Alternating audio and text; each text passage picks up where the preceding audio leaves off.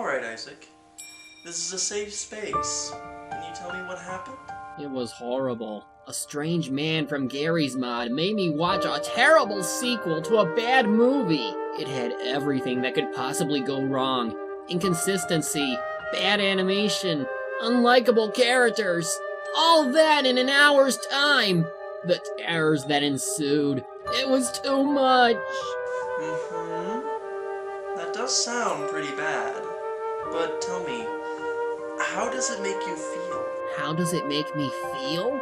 Like crap! This movie had 3 different animation studios, and they couldn't get the damn thing to flow properly. I feel that the quality of animation and decent story writing has fallen, and I'm starting to lose faith in humanity. How could they do this to me? How could they do this thing to me? All I can say is, nothing with monkeys and space can ever work. It just can't be done. Well, I wouldn't say that. I'd say you're overgeneralizing. I think, in fact, Isaac, I have just the thing for your problem. It doesn't have anything to do with monkeys now, does it? Yes, Isaac, it does have monkeys. Ah! But hold on.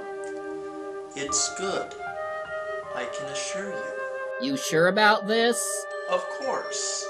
Just check your mail, watch no more than 1 episode at a time, and you'll be okay. Thanks, Dr. Cornelius. Well, he told me to watch this if I want to cure my sorrow, but I really don't know about this.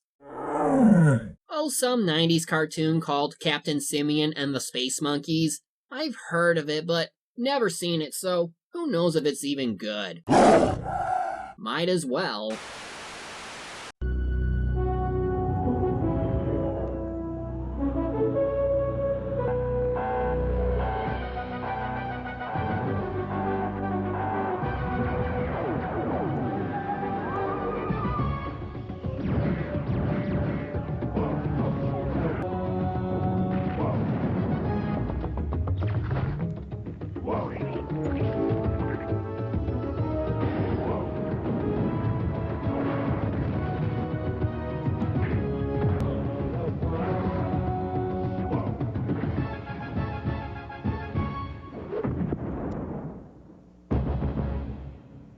Captain Simeon and the Space Monkeys.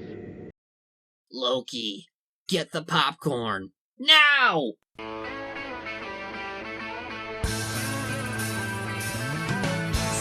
one told you life was gonna be this way. Your job's a joke, you broke, your love life's to your way. It's like you're always stuck in second gear, when it hasn't been your day, your week, your month, or even your year. But I'll be there for you when the rain starts to fall. I'll be there for you when the feeling goes. I'll be there for you 'cause you're there for me too.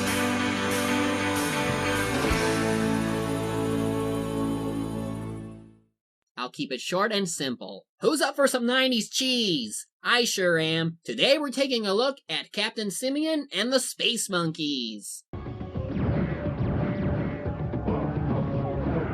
I honestly can't believe this exists. A show about a team of monkeys in space, battling all sorts of crazy aliens and saving the galaxy from evil. But who are they? Well, we have Charles Simian, captain and fearless leader, who does whatever he can to protect his crew and the galaxy. Then we have Shaolin, first officer who is an expert at martial arts and yet tends to act like she's a goddess who likes to use Buddhist teachings. Then we have Spider, a greedy yet comedic little monkey who thinks for himself but will still help his friends when needed. Then we have Dr. Splits and his alter ego Splitsy. One's a scientist who speaks in technobabble, while the other is a simple man who gets right down to the point. Finally, there's Gore, a simple-minded gorilla who's the crew's powerhouse member, despite being peaceful and not wanting to fight unless provoked. Together, they protect the galaxy from many threats, including the evil Nebula, a half-human and half-black hole man who wants to become a complete black hole, and his minion Rhesus 2, who's basically Malcolm McDowell, but a monkey. Anyway, the show runs on about the same concept as shows like Teenage Mutant Ninja Turtles, Street Sharks, and so forth, in which in addition to having a team of animals fighting evil, there's always a large amount of humor mixed with some action. Most of the episodes tend to focus on one or two characters in order to build some character development, while having some standalone stories that sometimes have continuity with later episodes, but otherwise most have nothing to do with the eventual end plot of the season. Though for the character-specific episodes, they do allow for some good and interesting stories. Like for Charles, a lot of his episodes involve his leadership and having to deal with dire situations or dealing with pressure in what's best for his crew. Shaolin and how she gets along with the crew and especially her captain. Spider and whatever kind of trouble he gets everyone into due to his selfishness. And Gore for his simple-mindedness that causes conflict at certain times. Though my favorites involve Dr. Splits and his alter ego Splitsy. Their chemistry is near perfect in how they interact with each other. One being about science and the other just making sense. Hell, there's even an episode where the two sides actually split apart, which leads to a rather interesting lesson on how pairs can't work alone without the other one. What connective device would be most difficult for Gore to deconstruct? Perhaps Splitsy was particularly advantaged in some regard. Anybody home? Is this thing on? Don't you have a plan, an idea, a notion? Nope. Plumb out of those. Dr. Splits always had all the good ideas. As far as humor goes, it does what most of the 80s, 90s action cartoons do, in that it's mostly one-liners, catchphrases, and corny jokes. Here, though, they especially like to reference a lot of things. Mostly sci-fi related media, whether straight from the mouth, through the title cards, or just noticing it, period. Charles himself happens to be voiced by Jerry Doyle, who played Michael Garibaldi in Babylon 5. Nebula, on the other hand, is voiced by Michael Dorn, who played Worf from Star Trek The Next Generation. So it's like a battle between two popular sci-fi shows. The Holoboons are basically the red shirts of the series, and they can act as a random reference depending on their look and voice. This can even lead to something like Beavis and Butthead appearing. This planet sucks.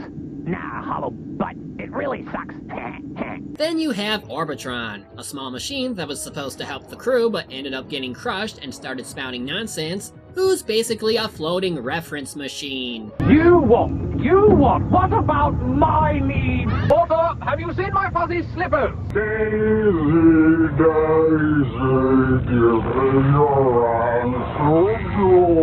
Gotta get that thing fixed.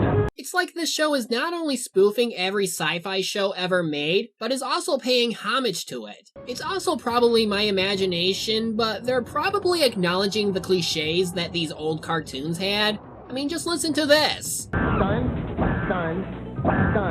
and stun. I guess don't want us to use lethal force. It's true. You should see the jokes with those guns later on. Of course, we have the standard monkey gags and monkey puns, though here at least they don't feel as forced as... Brokeback Monkey? Yeah. I mean, the timing of these lines feels almost natural given the nature of the show and its characters, though some of the monkey-related humor that is presented often leads to weird episodes. In Invasion of the Banana Snatchers, we have space bananas that swallow all but 2 members of the crew and replace them with duplicates. But there's more. There's also a space station where the duplicates work, and in order to get more, they not only send out more bananas, but also incinerate the bananas with the originals. Now, what kind of aliens would think that everyone would fall for bananas? The one guy in charge isn't even a monkey, nor are the other aliens that were taken, so what, are bananas popular in space? Also, why do half the weapons sound like a monkey screaming? Use foot arms. Oh, this is great. This even happens when ships are hit. Yeah, some gags tend to either be repetitive or just downright flat, like Nebula and his constant problems with being part human. Me, a brain, and perhaps a pillow. Like, it's kinda hard to even take him comically when the only problems he ever has pertain to certain human ailments or inconveniences. Other than that, though, the humor and references on this show can be very funny or very clever. Now, the video quality you're seeing isn't too good, so I can't really judge the animation quality in terms of color, though it seems to suffer from the occasional errors like quick shots, body parts missing, but otherwise it looks okay for 90s animation. It's dated, but otherwise it's nothing bad. The music's okay too. You get a mix of sci-fi and occasionally a jungle theme, but again, it's okay. If anything, the show's biggest strength is how it uses its characters and humor together to at least give people variation from other shows that I already mentioned.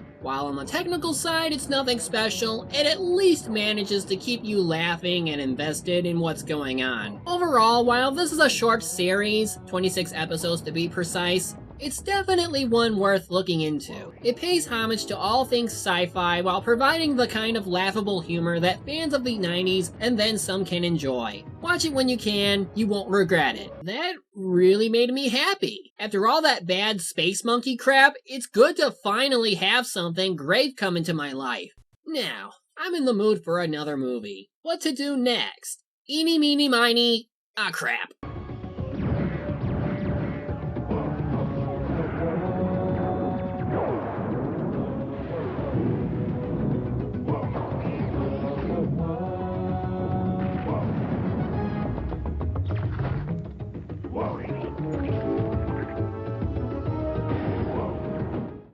You see, Isaac, you have a lot to discuss. You're a little crazy, I think. You are crazy, after all. And I'm crazy.